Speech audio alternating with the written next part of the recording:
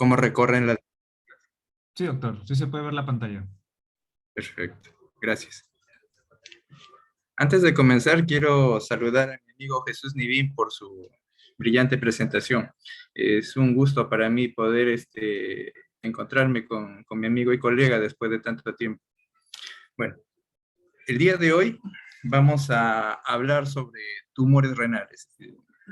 He tratado de seleccionar aquellos tumores que son más frecuentes en la práctica clínica con la cual se van ustedes a encontrar. Si quisiéramos hacer una revisión amplia, por lo menos necesitaríamos de 2 o 3 clases y tal vez me esté quedando corto. Así que vamos a comenzar.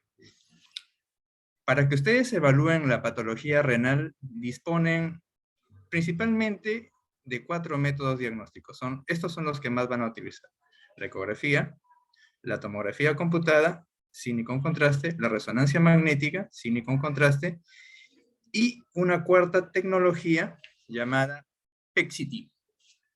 El PET-CT es una tecnología que fusiona dos exámenes de imagen.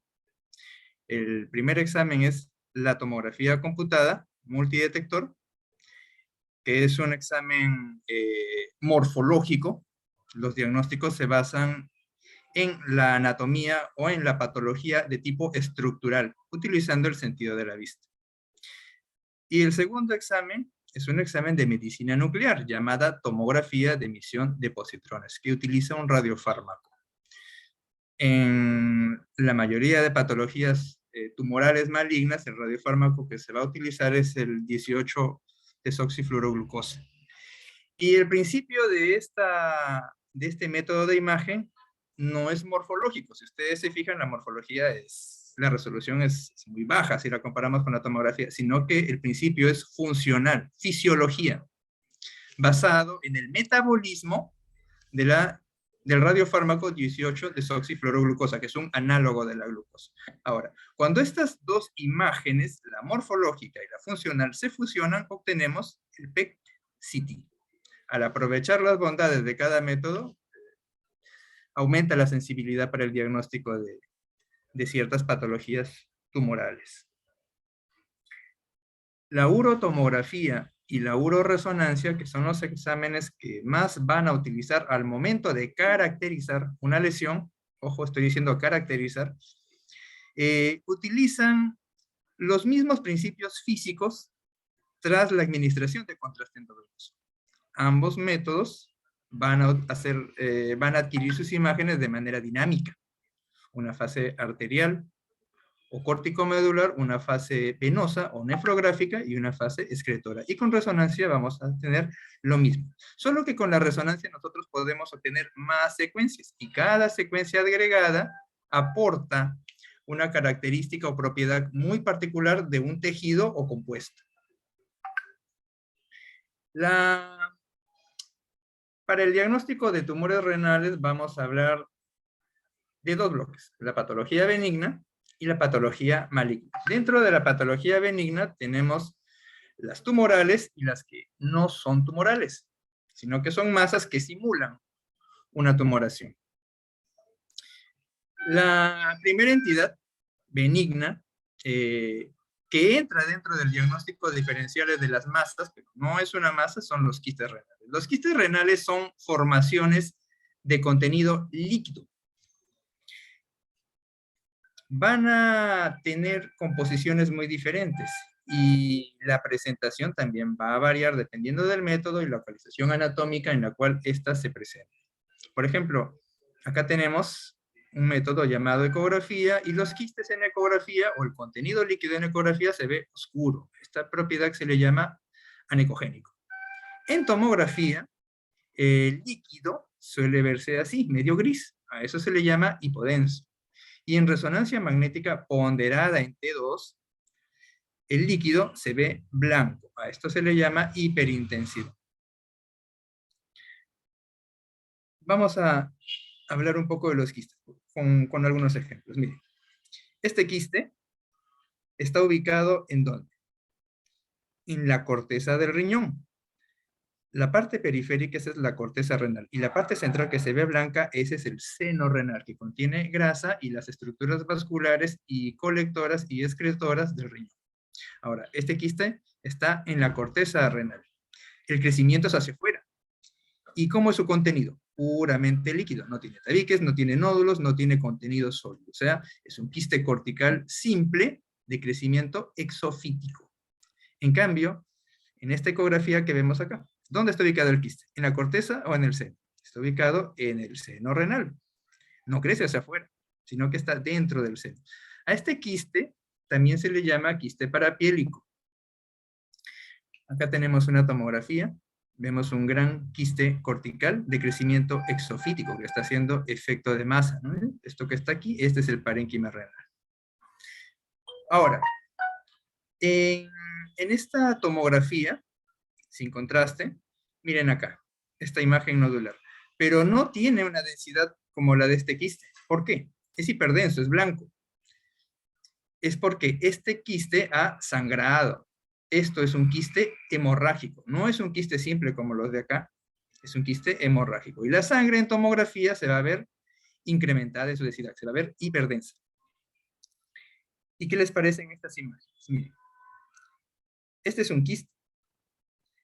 Esta es una tomografía en fase excretora, ¿no es cierto? Y miren, este es un quiste que está ubicado ¿dónde? En el seno renal. Es parecido más o menos a esta imagen. Y esto da la apariencia de que fuera hidronefrosis, ¿no es cierto? Pero son quistes confluentes que están ocupando casi la totalidad del seno renal. Y miren, este es el contraste, estos blanquitos es el contraste que se está excretando. Si ustedes le hicieran una ecografía a este paciente, la imagen se vería idéntica a una hidronefrosis. Pero cuando tú realizas el estudio contrastado, en la fase excretora se nota claramente la diferencia entre el quiste y la excreción del contraste endovenoso. Esto es una resonancia magnética. El quiste simple se va a ver blanco o hiperdenso, ¿no es cierto? Como acá, quistes corticales exofíticos. Pero ¿qué pasa con esta imagen? Miren, es oscura. Esta es una resonancia del riñón izquierdo de este mismo paciente y miren, está ponderado en T1. Y en T1, miren, se ve blanco. Negro en T2 y blanco en el T1. Bueno, esta es una propiedad de la sangre. Este es un quiste simple y este es un quiste hemorrágico. Este es otro paciente, una tomografía en plano coronal sin contraste. Acá hay un quiste simple. Y aquí también hay un pequeño quiste, pero miren, aquí hay un puntito bien blanco. ¿A qué se parece esta densidad? A la cortical ósea. Este quiste tiene una pequeña calcificación, que a veces también es secuela de un sangrado antiguo. Aquí pueden observar las imágenes de un riñón normal según el método estudiado para que puedan hacer la comparación. Esta entidad la tienen que conocer porque es muy frecuente. Aquí aprovecho. Si se dan cuenta, cuando hacen una exploración ecográfica, pueden abarcar la totalidad del riñón en el campo de visión del ecógrafo. Pero ¿qué tenemos acá? Miren. El campo ya queda corto, miren, porque todo este tejido todavía continúa. Aquí tengo todavía para continuar viendo la lesión. Y aquí también. Esta imagen pertenece al riñón. Pero este riñón es tan grande que ya se sale del campo de visión del ecógrafo. Y miren, ¿pueden hacer la diferenciación de corteza y seno como acá? No, porque todo el parénquima ha sido reemplazado por quistes. Esta es una poliquistosis. Esta es la tomografía computada de este paciente y es sin contraste. Y se suele hacer sin contraste porque estos pacientes lamentablemente evolucionan a la insuficiencia renal. Y miren, los riñones son inmensos. En su parte superior llegan casi hasta la altura de los semidiafragmas y en la parte inferior llegan casi hasta la altura de las fosas ilíacas. Son inmensos y es puro quistes. Este es el parénquima hepático y miren acá, quiste acá, quiste acá, quiste acá y quiste acá. Este es un corte sagital. Miren el riñón inmenso, llega hasta la fosa ilíaca y miren el parénquima hepático. Puro quistes, puro quistes. Y esta es una resonancia magnética ponderada en T2, plano coronal, y miren, quistes renales, riñones inmensos y quistes en el parénquima hepático. Poliquistosis hepatorrenal. Es una condición genética, hereditaria y autosómica para variar. Ahora entramos en la patología tumoral benigna todavía, ¿no? Y esta es una de las más frecuentes, el angiomiolipoma renal. El angiomiolipoma renal es una lesión benigna amartomatosa. ¿Por qué digo amartomatosa? Su mismo nombre lo dice, miren, angio, vascular, o sea, contiene vasculatura. Mio, porque contiene músculo, generalmente músculo liso. Y lipoma, ¿por qué? Porque contiene grasa. Las lesiones amartomatosas son aquellas que contienen 2 o más tejidos en su composición. Y miren, esta es una lesión exofítica inmensa dependiente del polo inferior del riñón derecho. Y miren, este es un componente hipervascular porque capta contraste endovenoso. Y acá tiene áreas menos densas que se parecen un poquito a la del músculo. Pero miren este contenido. ¿A qué se parece? Esta es la grasa perirrenal. Esta es la grasa perirrenal. Este es un quiste simple. ¿Se parece más al quiste o se parece más a la grasa? A la grasa. Se tiene componente vascular, muscular y graso. Angiomiolipoma renal. Pero las presentaciones de los angiomiolipomas son muy variables porque dependen de la predominancia del tejido. Por ejemplo, esta tumoración dependiente del riñón, porque este es el signo del pico, es dependencia del riñón, no es una lesión suprarrenal, es una lesión renal. Su contenido principalmente es graso. Y estos puntitos blancos que se ven acá, ¿qué son? Son vasos sanguíneos. Dos presentaciones completamente diferentes. ¿Por qué? Porque depende del tejido que vaya a predominar. Ahora, estas lesiones tienden a sangrar. Miren aquí. Este es un angiomiolipoma de crecimiento exofítico. Y miren todo esto de acá. Todo esto que está alrededor es sangre. ¿Y por qué está contenida? Porque alrededor del riñón existe la fascia de Gerota por delante y la fascia de Zuckerham por detrás, que lo va a contener. Por eso es que todo el riñón toma esta forma ovoidea. Todo esto es el espacio perirrenal con contenido hemático. Esta grasita que está por atrás, ese es el espacio pararrenal posterior comprimido. Y esto es el colon descendente que está siendo desplazado y comprimido por el efecto de masa que produce el hematoma perirrenal. Los angiomiolipomas lo pueden encontrar así en un paciente que únicamente va a presentar esta entidad, pero también lo podemos encontrar en pacientes que tienen esclerosis tuberosa y también lo podemos encontrar en pacientes que tienen síndrome de von Hippel-Lindau. En los pacientes que tienen esclerosis tuberosa, bueno, van a tener una serie de problemas multisistémicos, pero sobre todo el cerebro lo que van a encontrar para el diagnóstico son estos nódulos dentro de los ventrículos laterales que se conocen como amartomas subependimarios. Y también van a encontrar estas lesiones hiperintensas en la sustancia blanca subcortical. Y ahora entramos a las patologías no tumorales, aquellas que parecen masas, pero que no son tumores. Miren, tomografía sin contraste y vean acá una lesión nodular, pero tiene esta es una calcificación periférica. Cuando se le administra contraste endovenoso, miren, capta casi todo el interior. Y aquí hay un componente hipodenso. Esto es un trombo. Y esto es captación intensa por el contenido sanguíneo. Y bueno, una calcificación periférica. Y cuando se le realiza el estudio de angiotomografía, miren, esta es la arteria renal izquierda. Y miren cómo se dilata. ¿Sí? Aneurisma de la arteria renal. Pero también existen entidades no tumorales que pueden simular tumor. El infarto renal se ve así, miren. Tienen acá un riñón grande, inmenso, pero en esta zona no capta contraste. Y aquí hay una captación, pero bien tenue, sobre todo periférica. Esta sería una zona de penumbra que probablemente se va a terminar infartando igual que el resto. Y también los traumatismos. Miren, ve. Todo esto que ven acá, esto es producto de una contusión del parénquima renal. Y bueno, acá tenemos un hematoma perirrenal y pararrenal posterior. Estas imágenes, tanto esta como esta, perdón, voy a cambiar mi puntero para que se vea mejor. Discúlpenme, ahora sí creo que se ve mejor. Ya. Tanto esta imagen como esta imagen tienen una lista amplia de diagnósticos diferenciales. Por eso es importante que ustedes brinden información clínica esencial para no atosigarlos pues, con tantas posibilidades diagnósticas que podrían ser. Y ahora ya entramos a la patología maligna. Y la patología maligna la podemos dividir en dos.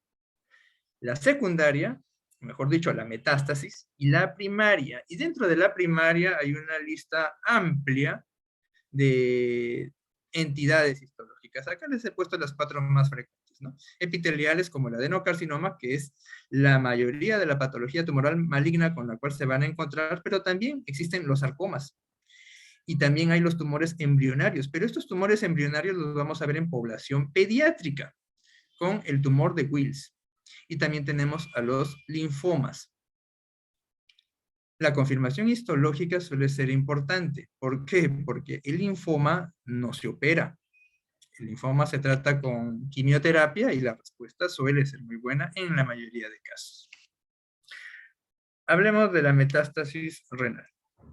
¿Qué tenemos acá? Tenemos acá una lesión hipodensa, sólida, dependiente de la corteza renal. Pero si se dan cuenta, también existe acá, miren, una lesión, y acá también tenemos otra, y acá otra, acá también otra, y miren cómo está la pleura, engrosada y con derrame pleural.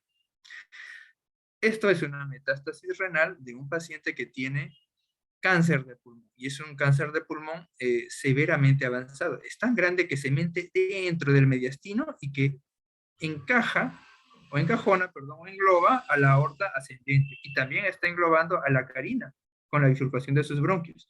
Y pueden ver ustedes a la vena cava superior. No se ve, ¿verdad? ¿Por qué? Porque la ha atrapado, la ha englobado, le ha condicionado un síndrome de vena cava superior también. Y aquí en la ventana parenquimal, vean la presencia de nódulos. Esa es metástasis. Este tumor ha hecho metástasis dentro de ese mismo pulmón. Este es un corte más bajo de este mismo paciente, y miren acá, recién aquí se ve la vena cava superior, pero miren lo que hay en el centro. Eso es un trombo tumoral. Este es otro paciente, miren la lesión acá tienen el riñón derecho, normal, y miren acá el riñón izquierdo, miren toda esta lesión. Esto es una metástasis a riñón. ¿De quién? De una paciente, con cáncer de cervix. Esta es la tumoración en el cuello uterino, y miren acá en el centro, ¿qué tiene? CAS. ¿Por qué? Porque se ha necrosado. Ahora, este es el recto. Y aquí hay una fascia, la fascia mesorrectal. Acá se ve el lado derecho, el lado izquierdo de la fascia. ¿Y qué pasa adelante? Miren, el tumor ha crecido tanto que ha agarrado la fascia y se ha metido dentro del espacio de la fascia mesorrectal, dentro del espacio mesorrectal, perdón. Y esto es una resonancia magnética, vean acá la lesión neoformativa del cuello uterino con necrosis, y también vean que invade la parte anterior de la fascia mesorrectal. Aquí voy a aprovechar en tomar agüita, disculpen.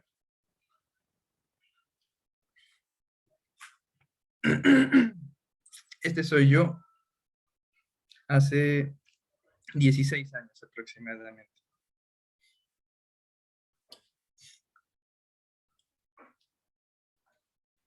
Bien, ahora entramos a la patología maligna más frecuente, ¿no? Aquella con la cual más se van a enfrentar. Para el abordaje de la patología maligna, ustedes tienen que estadificar al paciente. ¿Por qué? Porque la presentación es muy variada, y lo mismo el manejo. Y esto pues va a condicionar la creación de estadios tumorales. Cada estadio tiene un manejo muy particular. Y la estadificación está compuesta de 3 bloques. La primera, conocida como T, hace referencia a la extensión local de la tumoración. El N hace referencia a la metástasis, pero a los ganglios regionales. Y el M a la metástasis, pero no regional, sino a distancia, o sea, a otros órganos. Por ejemplo, podemos decir que que este paciente tiene tumores renales bilaterales, ¿no es cierto? Y son de pequeño tamaño, son T1. Acá hay otro paciente con una tumoración renal izquierda y tiene una adenopatía redonda, una adenopatía de apariencia tumoral de localización paraaórtica, ¿no? Y acá hay un ganglio que tiene apariencia normal, aparentemente, pero ya veremos más adelante. Y el M hace referencia a la metástasis. Generalmente para la estadificación tumoral, el método diagnóstico que se usa es la tomografía computada. No es la ecografía, no es la resonancia, salvo en contadas secciones, pero convencionalmente es la tomografía. Muy bien, este es un ejemplo de metástasis a pulmón, ¿no? Son nódulos de diferentes tamaños, ¿no? Pequeños y grandes, como podemos observar acá. Y primero hablemos del T. Decimos que un paciente tiene lesiones T1 cuando son pequeñas, menores de 4 centímetros. Pues como este paciente con cáncer renal bilateral, ¿no? Derecho e izquierdo. Pero que son lesiones menores de 4 centímetros y que están rodeadas de parénquima renal. Es decir, están circunscritas al riñón, por más que crezcan exofíticamente, como en este caso, ¿no? Son lesiones circunscritas al riñón. Y cuando miden entre 4 y 7 centímetros, ya se les considera T1B, ¿no? Esta es una lesión principalmente, ¿qué? Quística. Pero miren, tiene un nódulo periférico y tiene acá un tabique. Es un quiste complejo, ¿no? Neoformativo, tumoral, cuyo tamaño está entre 4 o 7 centímetros. Ese es el T1B.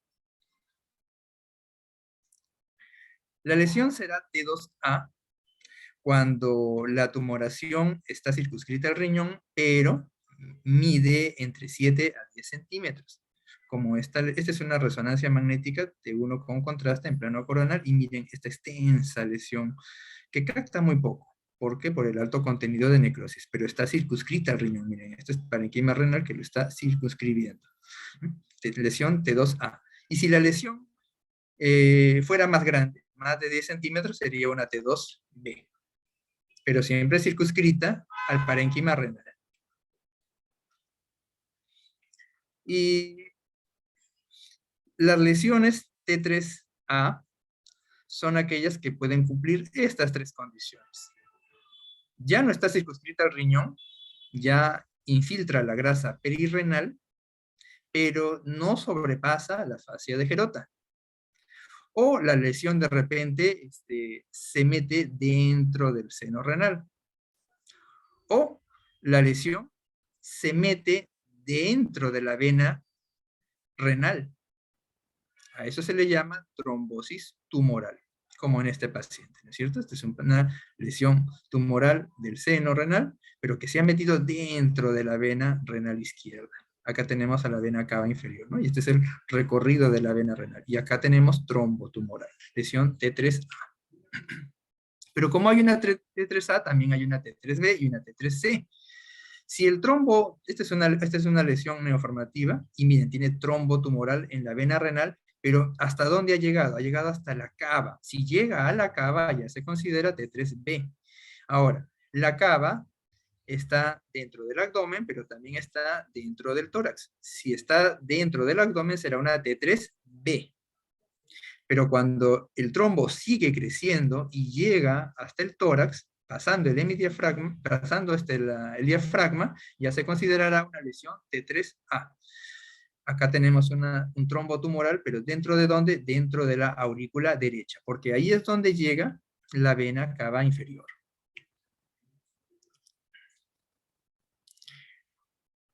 Y decimos que la lesión es T4 cuando hace estas dos condiciones. O me infiltra a la glándula suprarrenal o ya sobrepasa a la fascia de Gerota.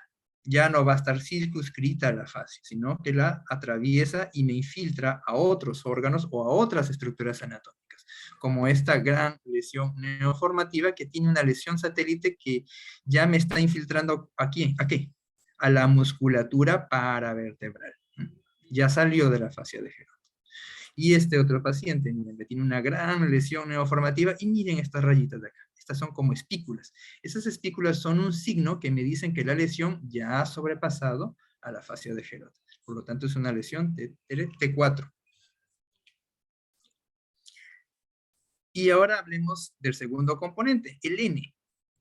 En el N, el paciente se va a decir que es un N0 si es que no tiene metástasis ganglionar, o es un N1 si es que tiene metástasis ganglionar, independientemente del número. Esta es una lesión neoformativa, esta es una tomografía computada y este es un PET-CT. Y miren, y es del mismo paciente. Han sido realizadas en el mismo momento. Lesión tumoral, T1A, y miren acá, una adenopatía tumoral paraórtica, ¿ya? Que tiene forma redonda. Esa morfología redonda es muy característico de la metástasis ganglionar. Pero acá hay un ganglio pequeñito, miren, y ovoideo, fino, que parece un ganglio normal, como este. Miren, este ganglio y este ganglio parecen ganglios normales. Y acá también, este también es un ganglio pequeño que parece normal. Pero ¿qué pasa cuando se le realiza el PET-CT y se fusionan las imágenes morfológicas y metabólicas? Que esta lesión tumoral obviamente tiene una intensa captación metabólica igual que la tumoración primaria. Pero esta lesión que parecía normal tiene alta intensidad metabólica. Miren, esta no la tiene, pero esta sí. Esta lesión es metastásica, tiene metástasis microscópica. Esa es la ventaja del PET-CT, que te mejora la sensibilidad diagnóstica en algunos escenarios clínicos. Y el tercer bloque de la estratificación es la metástasis a distancia.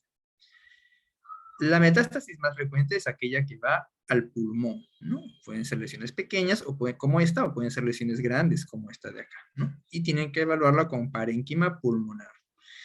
La segunda metástasis más frecuente es a los tejidos blandos. Puede ser al músculo o puede ser a la grasa. Esta es una lesión sólida en la grasa subcutánea profunda y que está infiltrando al músculo glúteo mayor derecho. Metástasis. Y la tercera metástasis es a hueso. ¿Qué estudio es este? Este es una tomografía por emisión de positrones. Y aquí está mostrando dos lesiones hipermetabólicas compatible con metástasis. Y este es un PET-CT. Acá tenemos la tomografía. Miren, una lesión osteolítica, destructiva, grande a nivel del alerón sacro izquierdo. Y cuando se le realiza el PET-CT tiene intensa actividad metabólica. Y la cuarta metástasis más frecuente es aquella que va a hígado. Miren. Acá tienen una lesión tumoral en el riñón izquierdo y aquí hay un nódulo hipocaptador, una metástasis hepática. La metástasis esplénica o a vaso es una metástasis rara, es infrecuente. Justo por eso es que se los traje. Como tenía el caso guardado, aquí se los comparto, ¿no? Es la tumoración renal primaria y una metástasis también a vaso, que no es frecuente de encontrar. Y este síndrome sí lo tienen que conocer. Este síndrome, llamado von Hippel-Lindau, es una afectación genética hereditaria también, que se caracteriza por la presencia de múltiples tumoraciones benignas y malignas en múltiples órganos. Por ejemplo, aquí que tenemos, este es un quiste renal. Esta es la cabeza del páncreas y mire, tiene múltiples quistes en la cabeza del páncreas. Y aquí tiene una lesión sólida, tumoral. Este es un cáncer de células renales, ¿no? Cáncer renal, quistes pancreáticos. Pero también puede tener lesiones a nivel del sistema nervioso central, como esta lesión que está en el lóbulo izquierdo del cerebelo. Miren, es una lesión quística, pero tiene un nódulo captador. Esto es un hemangioblastoma. Y esto lo vamos a encontrar sobre todo en personas adultas. Ahora, esta lesión es idéntica a otra patología que se llama astrocitoma pilocítico juvenil, que eso sí lo encontramos en población más joven. Y este también es un hemangioblastoma, pero de la médula espinal cervical, y acá también hay otra lesión más pequeña. Ahora, esta lesión es del riñón. No, miren, el parénquima renal está bien definido y aquí hay una grasa, miren, que separa ambas estructuras. Esta es la glándula suprarrenal, es una lesión hipervascular con áreas necróticas compatible con feocromocitoma suprarrenal. El síndrome de von Hippel-Lindau te da este tipo de entidades, te da lesiones benignas y malignas en diferentes órganos. Entonces, si encuentran a un paciente que tiene múltiples lesiones de este tipo, pueden hacer el diagnóstico de síndrome de von Hippel-Lindau. Ya estamos terminando. Este es un paciente a quien se le hizo nefrectomía radical, pero en un control posterior apareció estas lesiones. Miren. Esto es compatible con recidiva. ¿Por qué? Porque es el tumor que nuevamente está empezando a aparecer, pero en el lecho operatorio. Acá tenemos otro paciente, miren, le han hecho una nefrectomía radical izquierda y miren, nódulo, acá también más nódulos y área reticular, recidiva. Pero también tiene otra lesión, miren, perirrenal. Esta es una recurrencia. La recurrencia es la aparición de la tumoración tiempo después de que el paciente ha sido tratado. Ahora, cuando la tumoración vuelve a aparecer en la zona donde ha sido operada, a eso le van a llamar recidiva, ¿no? Y si aparece en otras regiones, le dicen recurrencia. Y también tienen que ser conscientes de que hay complicaciones que se pueden generar por la patología oncológica. Por ejemplo, este paciente tiene trombotumoral, ¿no es cierto? Es un cáncer renal que tiene trombotumoral en la vena renal izquierda, o sea, es un T3A. Si no realizas la estadificación adecuada de este paciente y no previniéramos el hecho de que tiene un trombo durante la manipulación quirúrgica, si uno no ha tomado las precauciones necesarias, por ejemplo, colocar un paraguas acá, este trombo se puede desprender. Y siguiendo el trayecto de la vena cava inferior va a llegar a la aurícula derecha. La aurícula derecha va a continuar con el ventrículo derecho y el ventrículo derecho va a continuar con la arteria pulmonar y la arteria pulmonar va a continuar con las arterias pulmonares que van hacia cada uno de los pulmones, derecho e izquierdo, ¿no? Y estos trombos pulmonares van a desencadenar un infarto que durante una manipulación quirúrgica, por no haber prevenido la presencia de esta lesión, puede terminar en un infarto durante el acto operatorio, que ha ocurrido. Si revisan, van a encontrar que ha ocurrido ese tipo de complicaciones en sala de operaciones. ¿Y se acuerdan de esta lesión que vimos? El angiomiolipoma. El angiomiolipoma puede sangrar, ¿no? Y me va a dar hemorragia, ¿no? Entonces, el escenario clínico es de estos pacientes que a veces reciben un traumatismo o a veces que han estado realizando actividad intensa o de la nada y de pronto, ¡pum!, sienten dolor agudo y su hemoglobina empieza a bajar. ¿Okay? Mucho cuidado. Pero también recuerden que este tipo de patologías puede dar metástasis ósea y no solamente va a quedar allí. Por ejemplo, ¿qué es esta estructura? Miren, esta es la vértebra C2. Esta es la vértebra C4, C5, C6, C7. ¿Y esto qué es? Esto es C3, pero está aplastado. Miren aquí, la apófisis espinosa, apófisis espinosa, apófisis espinosa. ¿Y esto qué es? Esto es metástasis ósea. Lo que ha ocurrido aquí es que este paciente tuvo una metástasis ósea a todo C3, y cuando tú tienes una metástasis ósea, ese hueso se debilita y se puede aplastar. Y como se ha aplastado, se ha obstruido dentro del canal raquídeo cervical. Miren, esto que ven acá es la médula espinal. Lo blanquito que está delante y detrás de la médula es líquido cefalorraquídeo. Y miren aquí, ¿cómo está la médula? Está aplastada. ¿Y por qué se ve blanquita? Porque tiene edema producto de la compresión medular. Y esto es una emergencia, porque si no la manejas rápidamente, el paciente puede quedar cuadriparético. Bueno, muchas gracias. He tratado de resumir por entidades más frecuentes, como les comenté. Si hubiera alguna pregunta, estoy para poder atenderles.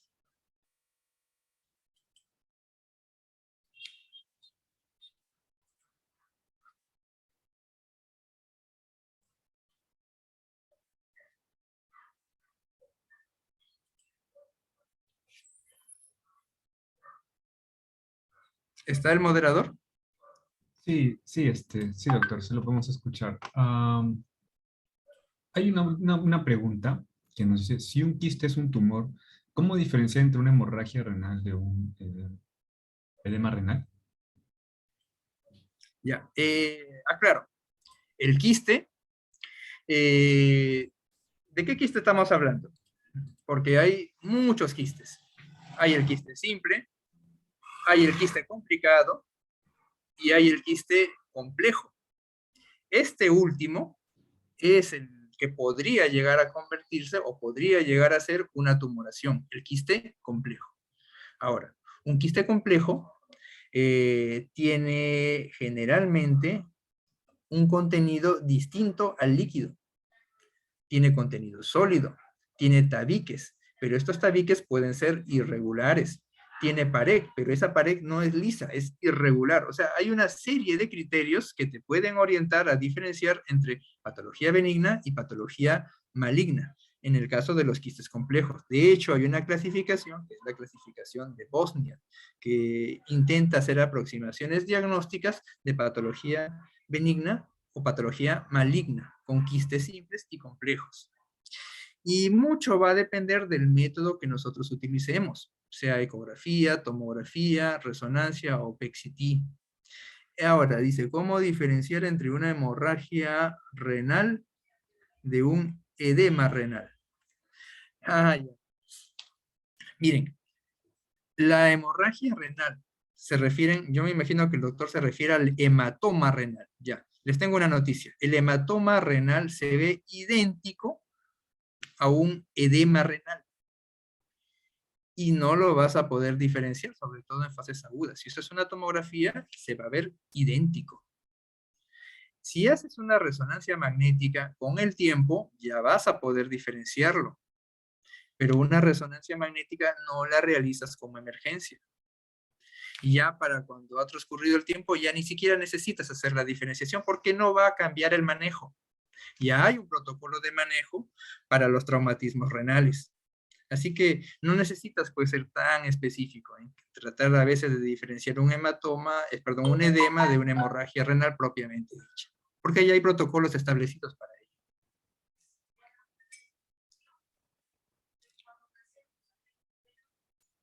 Bien, parece que sí quedó bien entendida la respuesta. Por el momento no hay más preguntas, doctor. Ha estado bien entendido. La ponencia ha sido muy buena y realmente agradecemos por la ponencia realizada, doctor. Bien, gracias a ustedes, doctores. Bueno, como dijo Cerati, gracias totales. Ha Hasta luego, sido un doctor. gusto saludarlos. Hasta luego. Hasta luego, doctor. Muchas gracias.